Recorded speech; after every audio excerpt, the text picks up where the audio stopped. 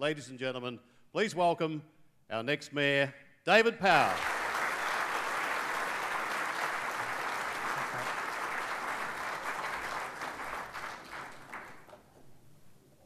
I'm not sure the pause that we had, Ian, has been entirely pleasurable, but hopefully we will make the 4 years after 2012, or March 2012, pleasurable.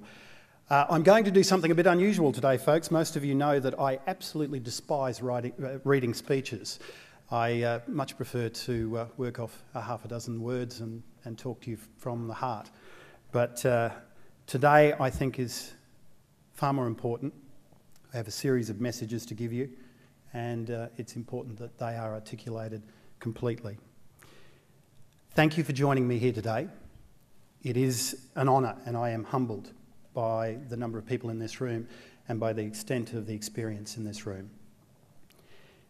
I also know that in joining me here today, you are showing your deep concern for the Gold Coast, as we all should be concerned. Every time I visit one of the world's great cities, I am fascinated by how they overcome the challenges, particularly cities that may have infrastructure issues, that have safety issues, or even the lack of technology. Generally, they will have civic leaders who set the path, who set the way, who show leadership, show vision, but are inclusive. The delivery of a truly great city should be our objective. I ask the questions about how these cities deliver because the future of the Gold Coast is in the balance. In fact, we see the weight of neglect, poor leadership, and stifling regulation is sinking the Gold Coast.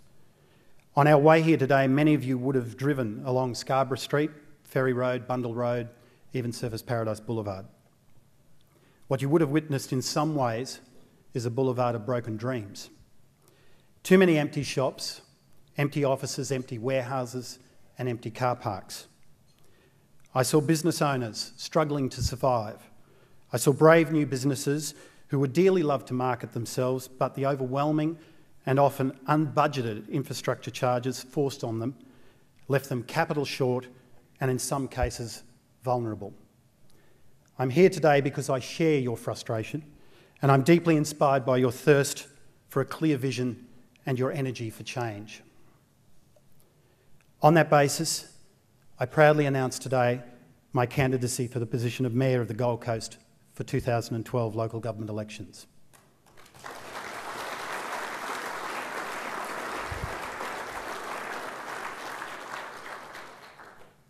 Our Gold Coast has long been regarded as the epicentre of entrepreneurism and small business, a place where families come to enjoy our enviable lifestyle, our climate, our hinterland, and our waterways and golden beaches.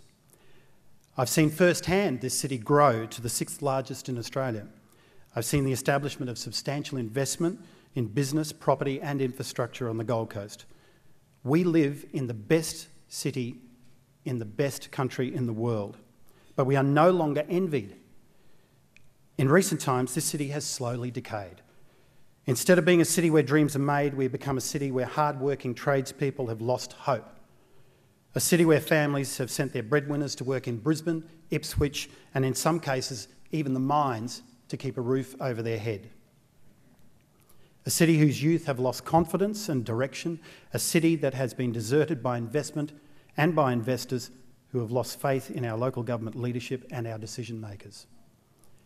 It has been said that a good yardstick of the city's health is to count the number of cranes on the city skyline.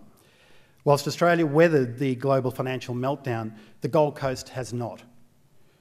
Our Prime Minister and our Premier gloat about an unemployment rate of fewer than 5%. Unfortunately, we can't. Our figure looks in danger of being double that. During the global financial meltdown, our leaders continued to introduce and force policies that deterred investment and exacerbated the financial crisis. And I say enough is enough. The circumstances that have driven the decay, that has forced families apart, has left many of our youth without direction or hope, and that has forced an influx of mortgagee sales, has been our own creation. We have been let down substantially by our leaders. The council bureaucracy and the regulations that inhibit business must be brought under control.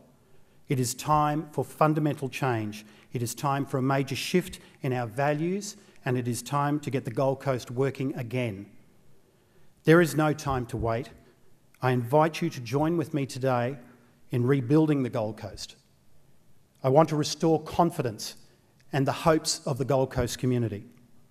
And whilst the election is not until 2012, this movement of re-inspiring people, bringing them together, identifying blockages and commencing reform starts from today. We can leave this room and go back to our families and businesses with passion, with energy, with commitment, and to be part of a change and a solution and to lay foundations for an exciting new era. People have said to me that one person can make a difference, but that's far too simplistic. One person can name challenges that we all share and crucially can provide a space where people mobilise and create their future. It is the actions of business and community together, well served by a government, that brings fundamental change. My mayoralty, if elected, will be leading a more united community, creating a future of faith, stability and creativity. Together, we can make the difference. That is why I've asked a number of industry experts to chair strategy groups, to make policy recommendations and to critique my own policies, ensuring that we have a whole-of-city approach to rebuilding the Gold Coast. A query put to me by many of you here today is whether I will reform the bureaucracy. The answer is an unequivocal yes. Council employees tell me that they are stifled by too many layers, too many regulations that result in disillusionment. They are frustrated by a lack of consistency from council and a blurring of roles of senior council bureaucrats and elected officials. As Mayor, I will ensure that there is much clearer understanding of the roles of the council and the administration, and the Mayor and the councillors will provide clear strategic direction and policy leadership, progressing the reforms mandated by the community at the election. Employees will receive clear, accountable policy and the resources and delegation to implement that policy.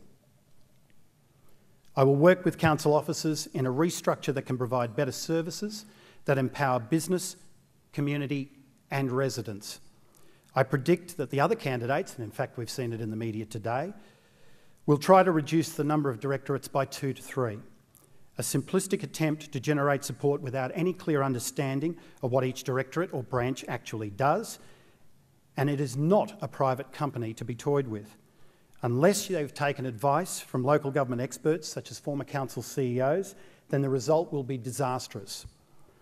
Experience in legislative functions is paramount so as to understand the form and function of council. I've been discussing these options with experts across the state and believe that a restructure down to as few as 2 directorates is possible with the appropriate governance. This will not affect jobs at the coalface, but has the potential to save millions in excess executive salaries and perks with a simpler and flatter structure that promote accountability.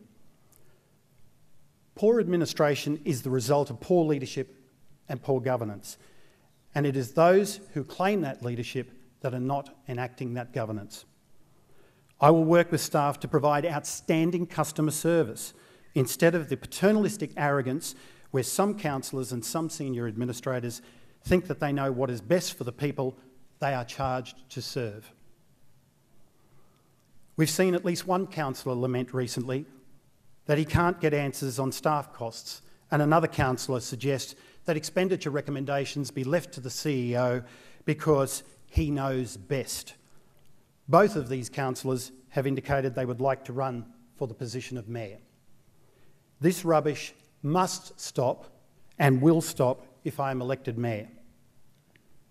The councillors are the delegates of the people to enact their will in the best interests of the community. It is not the place of the bureaucracy to determine policy. It is not the place of the bureaucracy to comment on policy or council direction, yet we have seen an emergence of this worrying trend in recent years, with no effort from those who wish to claim leadership to bring these excesses under control. Under my mayoralty, officers will return to being anonymous and responsive to the people's representatives. The secondary outcome of this restructure will be to allow staff who are external service providers to once again do their job with pride and without being in fear of any position they may take. Council has excellent staff, serving people of this city that are strangled by red tape and a fear of speaking out. We need to ensure that those staff are empowered to do their job, but understand who is in charge. This leads me to the burning